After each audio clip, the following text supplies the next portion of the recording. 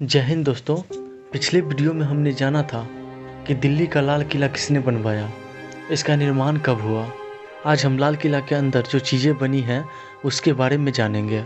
अगर अभी तक आपने हमारे चैनल को सब्सक्राइब नहीं किया है तो हमारे चैनल को सब्सक्राइब करें और बेल आइकन को भी दबा दें ताकि हम जो भी वीडियो अपलोड करेंगे उसका नोटिफिकेशन आपको तुरंत मिल जाएगा। तो चलिए वीडियो शुरू करते हैं। लाल किला की खूबसूरती में सबसे पहला नंबर पर आता है लाहौरी गेट। यह लाल किला के मुख्य द्वार है। लाहौरी गेट का नाम मुग़ल शासनकाल में लाहौर के नाम पर रखा गया था।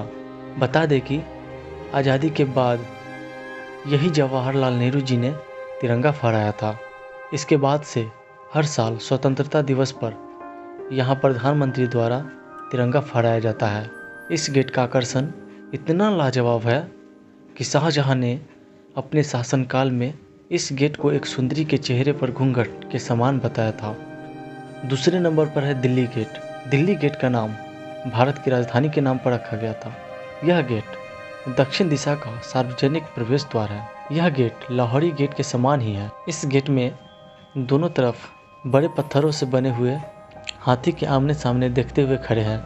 तीसरे नंबर पर है मुमताज़ महल। यह महल शाहजहां ने अपनी प्रिय बेगम मुमताज़ के लिए बनवाया था, इसलिए इस महल को मुमताज़ महल के नाम से जाना जाता है। यह महल सफ़ेद संगमरमर से निर्मित है, जिस पर फूलों की आकृतियों का सुंदर सा आकार दिया गया है। इस महल में पहले महिलाएं रहती थी, अब इस महल को संग्रहालय का रूप दे दिया गया है। इस संग्रहालय में मुग़ल काल की कई विशेष आकृतियाँ को सहेज कर रखा गया है। इस संग्रहालय में आप तलवारें, पर्दे, पेंटिंग, कालीन, पोशाक व अन्य वस्तुएं देख सकते हैं। चौथा नंबर पर आता है खास महल। यह महल मुग़ल साम्राज्य के शहंशाहों का व्यक्तिगत आवास हुआ करता था। यह महल सफ़ेद मार्बल से निर्मित है, जिस पर फूलों की आकृतियों का आकार दिया हुआ है। खास महल में 3 कक्ष हैं, जिसमें से एक है राजसी शयन कक्ष, दूसरा है प्रार्थना कक्ष और तीसरा मुशम्मन बुर्ज है।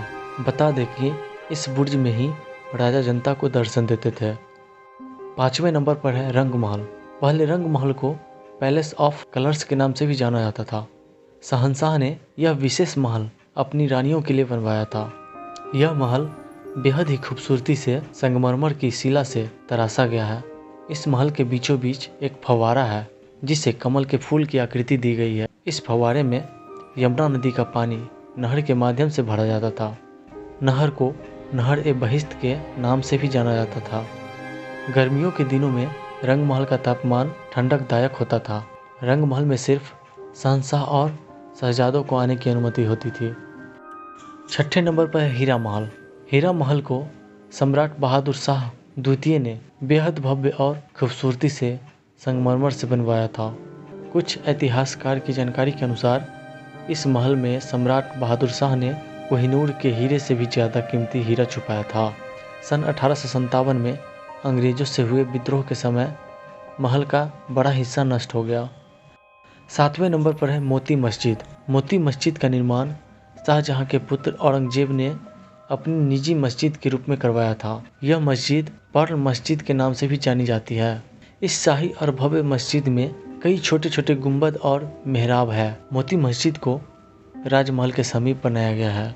इस मस्जिद में एक आंगन भी है। दीवान ए आम मुग़ल शहंशाह शाहजहां ने 1631 से 1640 के बीच बनवाया था।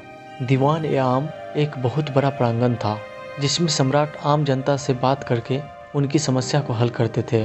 दीवान ए आम की दीवारों पर बेहद सुंदर नक्काशी की गई थी, जिसे देख सभी आश्चर्य में पड़ जाते थे। दीवान ए खास। लाल किले में स्थित मुख्य आकर्षण केंद्रों में दीवान ए खास भी आता है। दीवान ए आम के उत्तरी द्वार से आप सीधे दीवान ए खास पहुंच सकते हैं। माना जाता है कि दीवान ए खास राजा का व्यक्तिगत सभा कक्ष हुआ करता था। यहाँ राजा अपने मंत्री के मंडल के साथ कुछ निजी बातों को किया करते थे। बनावट की बात करें तो ये कक्ष सफ़ेद मार्बल से बना हुआ है, जिसके अंदर बहुमुखी रत्न जड़े गए थे। 10वें नंबर पर है हमाम। हमाम का मतलब स्नान घर होता है। यहाँ पहले के राजा महाराजा लोग नहाते थे। यह स्नान घर बहुत बड़ा हुआ करता था। इसमें श्रृंगार गृह भी होता था। जब भारत में मुगल शासन आया तब से हमाम में गुलाब के इत्र का भी उपयोग किया जाने लगा। हमाम में बड़े बाथ टब जैसे नहाने के कुंड होते थे, जिसमें शाही लोगों के लिए गर्म पानी से नहाने का प्रबंध किया जाता था। हमाम में हमेशा दास और दासियां उपस्थित रहते थे, जो हर तरह का प्रबंध करते थे। 11वें नंबर पर है चट्टा चौक। लाल किले में लाहौरी गेट के पास ही चट्टा चौक स्थित है। मुगल शासनकाल में यहाँ बाजार सजा करता था। बाजार में महल में रहने वाले समस्त शाही वंश के लोगों के लिए रेशम के कपड़े, आभूषण और अन्य कीमती सामान बेचा जाता था। 12वें नंबर पर है नौबत खाना। नौबत खाना को नक्कर खाना के नाम से भी जाना जाता है। चट्टा चौक से लाहौरी गेट की तरफ जाती सड़क से यह पूर्व दिशा में स्थित है। नौबत खाना को संगीतकारों के लिए बनाया गया था। मुगल शासनकाल में यहाँ संगीत समारोह अक्सर चला करता था। बता दें कि सन 1857 में अंग्रेजों से विद्रोह के समय इसके पास के गलियारों को नष्ट कर दिया गया था।